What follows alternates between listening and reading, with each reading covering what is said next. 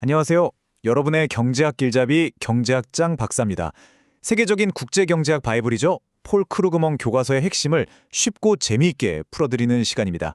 자, 오늘 함께 파헤쳐볼 주제는 바로 무역정책의 수단, 관세 비용과 이익입니다. 여러분, 요즘 뉴스만 켜면 미중 무역전쟁이다, 어떤 품목에 관세를 부과했다, 이런 이야기들 정말 많이 들으시죠? 그런데 말이죠, 이렇게 자주 듣는 관세라는 게 대체 뭐고 우리 경제에 구체적으로 어떤 영향을 미치는지, 그래서 누가 이익을 보고 또 누가 손해를 보게 되는 건지 오늘 저와 함께 확실하게 한번 알아보겠습니다. 자, 오늘 우리가 함께 갈 길입니다. 먼저 잉여라는 중요한 개념부터 배우고요. 이걸로 관세의 비용과 편익을 분석해 볼 겁니다. 그리고 실제 사례까지 살펴본 다음에 아주 흥미로운 질문으로 마무리할 테니까요. 끝까지 함께 해주세요. 자, 그럼 바로 시작해 볼까요? 네, 그럼 본격적으로 들어가 보죠. 이 관세의 득과 실을 따지려면 먼저 경제학에서 이익을 어떻게 재는지 그 방법부터 알아야 하거든요. 우리가 사용할 도구는 바로 잉여라는 개념입니다. 자, 첫 번째는 소비자 잉여입니다. 말이 조금 어렵나요? 아주 쉬워요. 우리가 쇼핑할 때 와, 이거 완전 득템했다 하는 느낌 있죠? 바로 그 만족감을 숫자로 표현한 거라고 생각하시면 됩니다. 내가 마음속으로 이 정도 가격까지는 낼 수 있어 라고 생각한 금액보다 실제로는 더 싸게 샀을 때 그때 발생하는 이득이죠. 자, 여기 그래프 한번 보실까요? 아주 간단한 예를 들어볼게요. 제가 어떤 책을 너무 사고 싶어서 이 책은 한 $10까지도 낼 수 있겠다 라고 마음을 먹었어요. 근데 서점에 딱 가보니까 세상에 $9에 팔고 있는 거예요. 기분이 어떨까요? 완전 좋죠. 바로 그 공돈 생긴 기분, $1. 그게 바로 저의 소비자 잉여가 되는 겁니다. 자, 그럼 이 개념을 시장 전체로 한번 넓혀볼까요? 이 그래프에서 가격이 P1으로 정해졌을 때 시장에 있는 모든 소비자들의 소비자 잉여를 다 합치면 어떻게 될까요? 바로 저기 보이는 파란색 삼각형, 영역 A의 면적이 됩니다. 수요 곡선보다는 아래, 그리고 실제 가격선보다는 위에 있는 저 부분이 시장 전체에 득템했다! 라는 만족감의 총합인 거죠. 소비자가 있으면 당연히 생산자도 있겠죠. 네, 생산자 잉여는 소비자 잉여와는 정반대 개념이라고 보시면 돼요. 생산자가 내가 최소한 이 가격은 받아야 손해는 안 보겠다 라고 생각한 금액이 있을 거 아니에요. 그것보다 더 비싼 값의 물건을 팔았을 때 얻는 추가적인 이익, 그게 바로 생산자 잉여입니다. 다시 그래프를 볼게요. 이번엔 아래쪽 그래프를 한번 보세요. 가격이 P제곱일 때 생산자 잉여는 공급 곡선보다는 위쪽, 그리고 가격선보다는 아래쪽에 있는 저 노란색 영역, 즉 C와 D를 합친 면적이 되는 겁니다. 생산자들이 오, 생각보다 돈을 더 벌었네 하고 느끼는 이익의 총합이죠. 자, 이제 우리는 소비자 잉여와 생산자 잉여라는 아주 강력한 분석 도구를 손에 넣었습니다. 이제 이 강력한 도구들을 가지고 드디어 오늘의 주인공 관세의 비용과 편익을 제대로 한번 분석해 보겠습니다.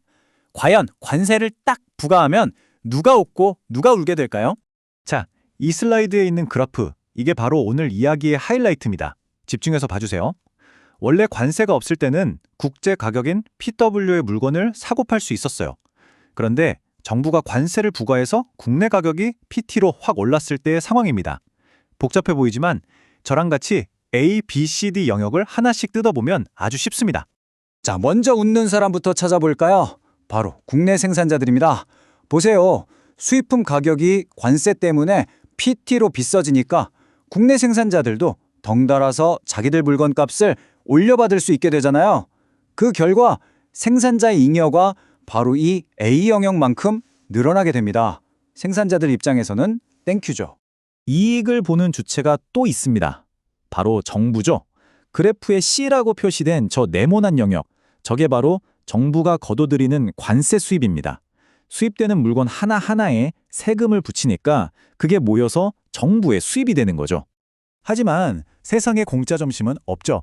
생산자도 이익 보고 정부도 돈을 버는데 이 돈은 다 어디서 나오는 걸까요? 그렇습니다. 바로 우리 소비자들의 주머니에서 나옵니다. 소비자들은 원래 PW라는 싼 가격에 살 수 있었던 물건을 이제는 PT라는 비싼 돈을 주고 사야만 해요. 그 결과 소비자 잉여가 A, B, C, D 이 네 영역을 전부 합친 만큼이나 줄어들게 됩니다. 가장 큰 피해를 보는 거예요. 자, 그럼 우리 중간 정산을 한번 해볼까요? 생산자는 A만큼 이득을 받고 정부는 C만큼 이득을 봤어요. 그럼 총이익은 A 플러스 C죠. 그런데 소비자는 A 플러스 B 플러스 C 플러스 D만큼 손해를 봤습니다. 뭔가 계산이 안 맞죠? 이익보다 손실이 훨씬 커 보이잖아요. 그 이유는 바로 누구의 이익으로도 돌아가지 않고 그냥 공중으로 사라져버린 두 개의 삼각형 B와 D 때문입니다. 먼저 B 삼각형부터 볼게요. 이걸 경제학에서는 생산 왜곡 손실이라고 불러요. 이게 뭐냐면요. 원래는 해외에서 더 싸게 잘 만들어서 수입하면 될 것을 관세 때문에 굳이 국내에 비효율적인 생산자들이 더 만들게 되면서 발생하는 사회 전체의 낭비, 바로 그 손실을 의미합니다. 그리고 D, 삼각형도 있죠.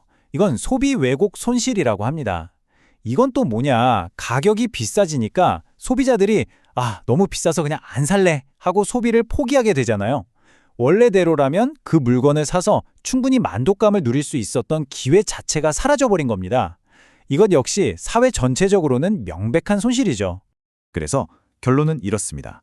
생산자와 정부가 얻는 이익, 즉 A와 C를 소비자가 입은 전체 손실, A 플러스 B 플러스 C 플러스 D에서 빼고 나면 결국 경제 전체에는 저 두 개의 작은 삼각형, B와 D를 합친 만큼의 순손실이 남게 됩니다.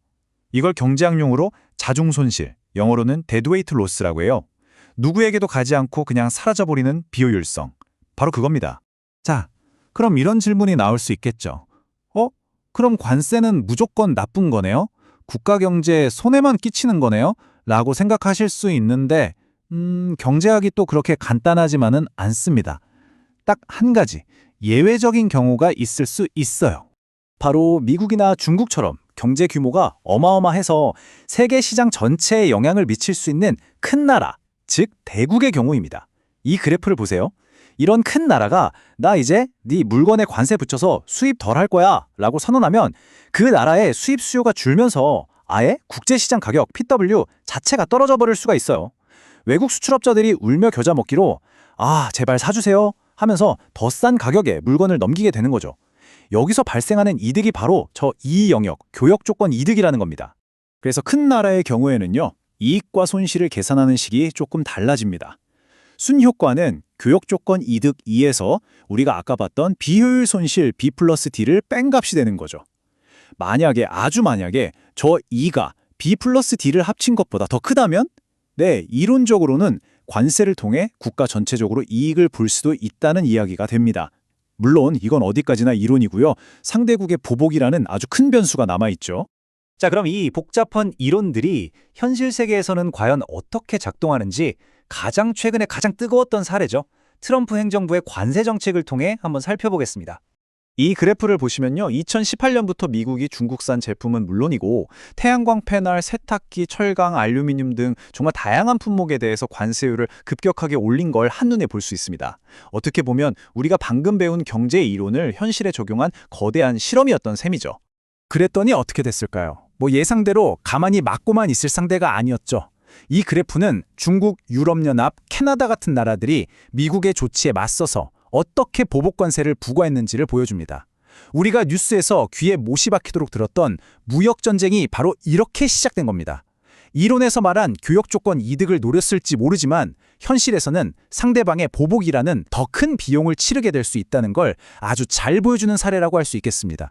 자, 오늘 정말 중요한 내용들을 많이 다뤘는데요. 머릿속이 복잡하실 수도 있으니 핵심만 다시 한번 딱 짚어드리고 여러분이 스스로 꼭 한번 생각해봐야 할 질문을 던지면서 마무리하겠습니다. 오늘 내용 딱 4문장으로 요약해드릴게요. 첫째, 관세는 국내 생산자와 정부에게는 분명 이익을 줍니다. 둘째, 하지만 그 이익보다 훨씬 더 큰 손실을 소비자들이 떠안게 됩니다. 셋째, 그래서 대부분의 나라에서는 결국 국가 경제 전체적으로 B 플러스 B라는 순손실이 발생하고요. 마지막으로 미국 같은 큰 나라는 교역 조건 이득이라는 걸 볼 수도 있지만 이건 상대국의 보복 관세라는 더 큰 위험을 불러올 수 있다는 점 꼭 기억해 주세요. 자, 그럼 오늘의 마지막 질문입니다. 이렇게 경제학적으로 따져보면 국가 전체적으로는 손해인 경우가 대부분인데도 왜 현실 세계에서 각국의 정부들은 관세라는 이 정책 카드를 그렇게 쉽게 내려놓지 못하는 걸까요? 그 이면에는 과연 어떤 정치적인 또 사회적인 계산이 숨어 있는 걸까요? 이게 바로 경제학만큼이나 중요한 진짜 질문일 겁니다. 이 질문에 대해 한번 깊이 생각해 보시는 시간을 가져셨으면 좋겠습니다. 지금까지 여러분의 지식 파트너 경제학장 박사였습니다. 감사합니다.